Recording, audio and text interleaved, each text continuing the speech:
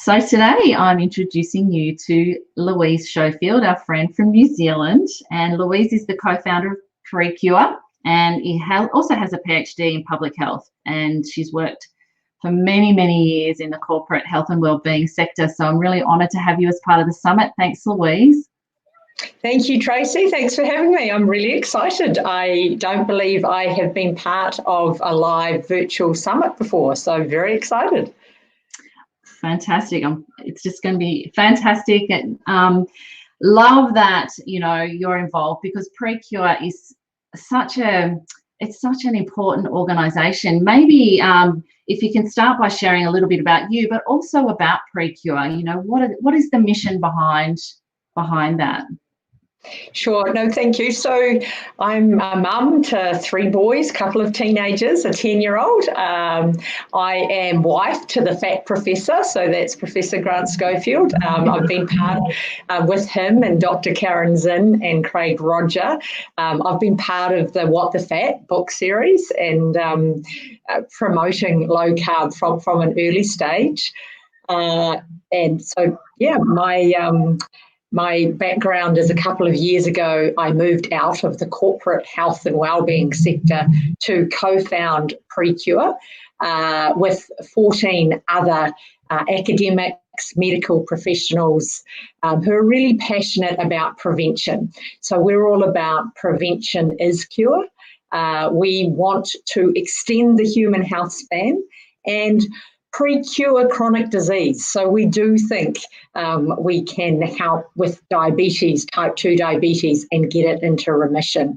We do think through lifestyle and diet, we can really help with cancer and prevent a lot of cancer, heart disease and dementia. So that's why Prekure is established. We want to really change healthcare to be healthcare, not just sick care. So we're pretty excited. We're 2 years young. Our core business at the moment is developing and accrediting health coaches, and that's right across Australia, New Zealand, the UK and Canada.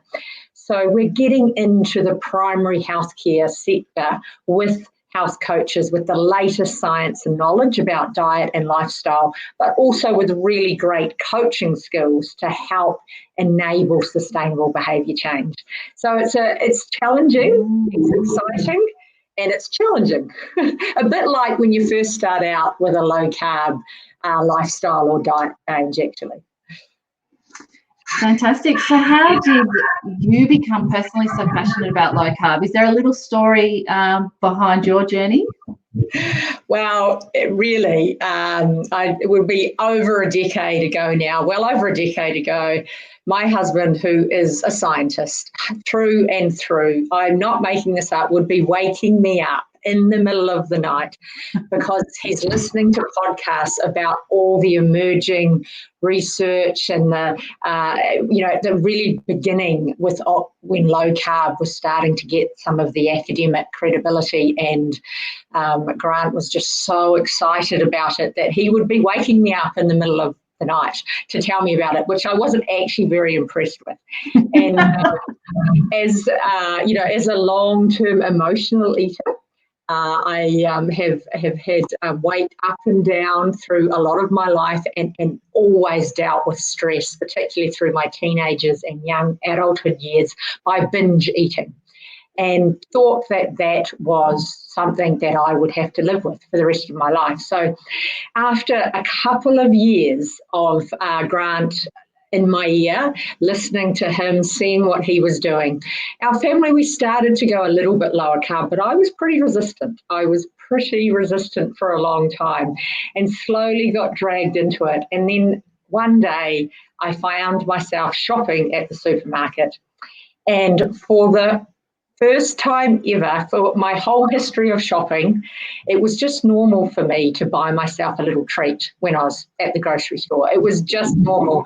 I'd have a Turkish Delight bar. I used to like those, or it didn't matter what it was. It usually involved chocolate. It was absolutely 100% sugar, and I'd always have it without fail. And suddenly I found myself, I picked it up, looked at it, had no craving to eat it, and I couldn't understand it.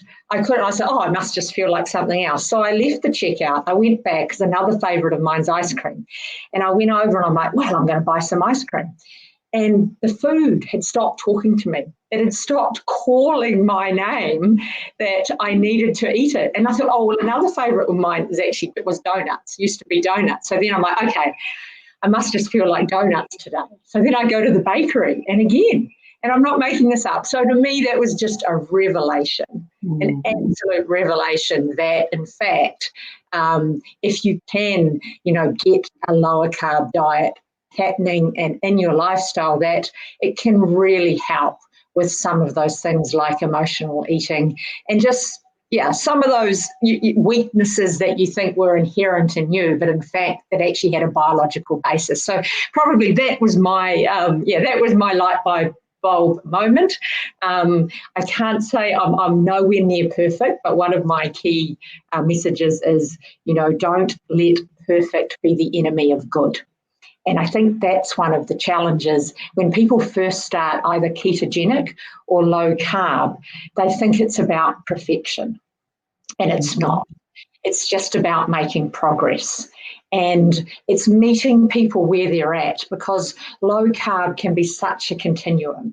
And I think that's one of the things, Tracy, that I'll talk about at the summit, particularly with your family. And if you've got very active teenage boys like I have, there's a different version of low carb that you need to do. Yeah, absolutely. So has your husband stopped waking you up in the night, or is this continuing? Oh, he's a scientist through and through. So we're now just on to the next, the latest research, so which is actually really interesting as well. So a new book coming out in the What the Fat series is going to be called What the Face, because of course, not only do we know how amazing a low carb diet is for metabolic health, but that shows in your skin and your eyes and your teeth. And there's a lot of now science and research coming out about the effects of that on your appearance.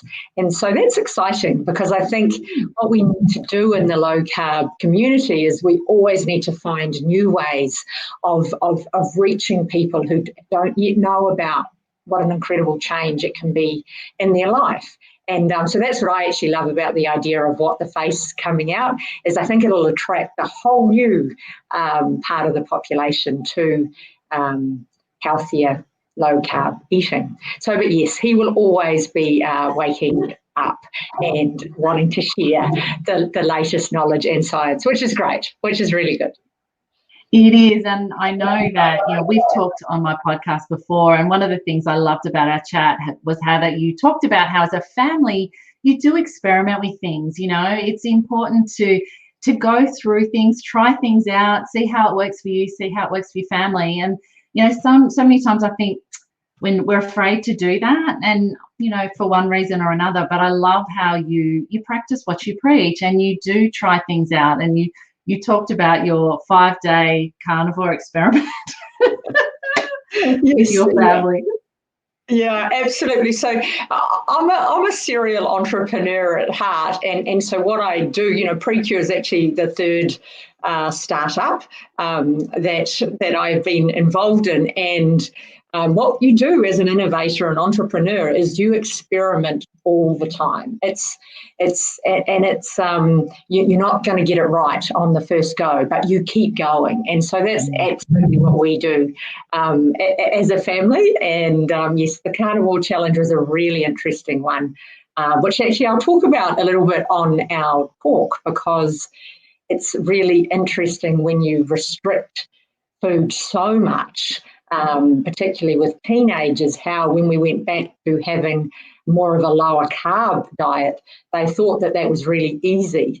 And in fact, because the fact that they could have berries and yogurt and cheese and all sorts of other things, suddenly they didn't feel like they were missing out. So there's some interesting techniques there, but experiment and try things and keep what works and chuck out what doesn't, because we're all a little bit different and our families are all different, and one size does not fit all.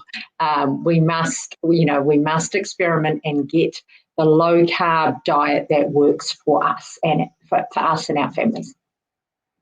Absolutely. What a fantastic message. So if you've been in the low carb space personally yourself, you said for over 10 years now. So I know that would have evolved over 10 years. So the question I'm asking all presenters is low carb sustainable? What's your view on the sustainability of low carb? Oh, absolutely.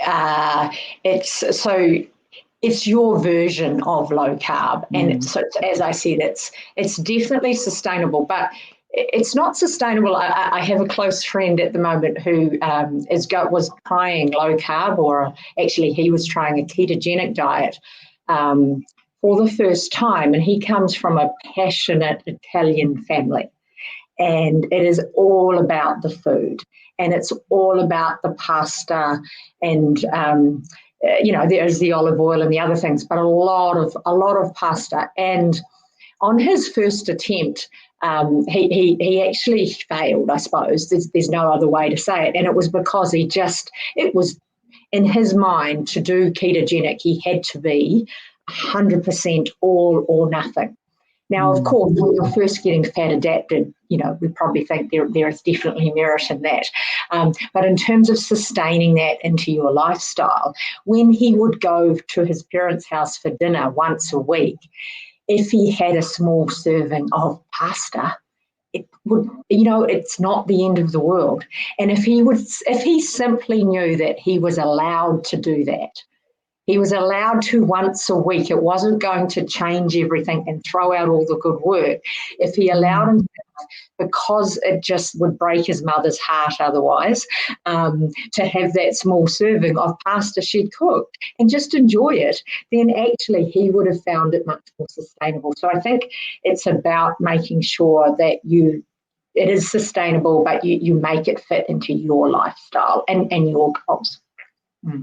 Yeah, absolutely. Great story. I think too, with social media, it's such a great help, but sometimes it can make us feel that we're not doing the right thing. If we post a picture that has a bit of carrot in it and call it keto, we get, in trouble by the keto police, which probably doesn't help our esteem with it all over, the longer period. But you're right. I think, I've been 6 years in this myself too, and it does evolve. And yes, that initial period to get fat adapted, it probably makes sense to be a little bit more stricter. But after that, you can definitely play around with it. And especially if you're active and, you don't have type 2 diabetes yet, as you said, it's about that prevention, side of things as well. Definitely. One of the key skills that, we teach from a coaching point of view is to suspend judgment.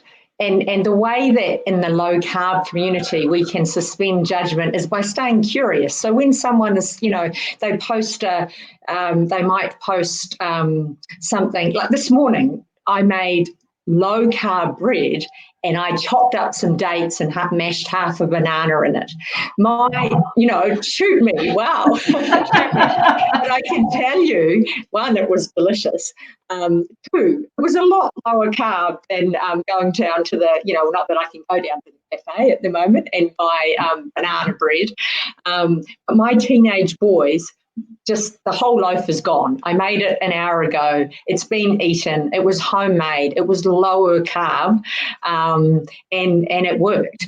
So I think, when we go to judge, we need to be careful. And the way to do that is to stay curious, to ask questions, and to understand where people are coming from, I think. Yeah, beautiful. Love that. And that would be, what I would say to everyone attending this summit: suspend judgment, stay curious, because all of the speakers, will probably have a different message. Some might say something slightly different, and that's, the beauty of us, if we're curious, is we can take it all in and then just decide what works for us. So, thanks so much for not only talking to me today, Louise, but being a part of this summit. It's so great to have you, and can't wait to see your presentation. Fantastic. I look forward to it. See you in a couple of weeks. Absolutely.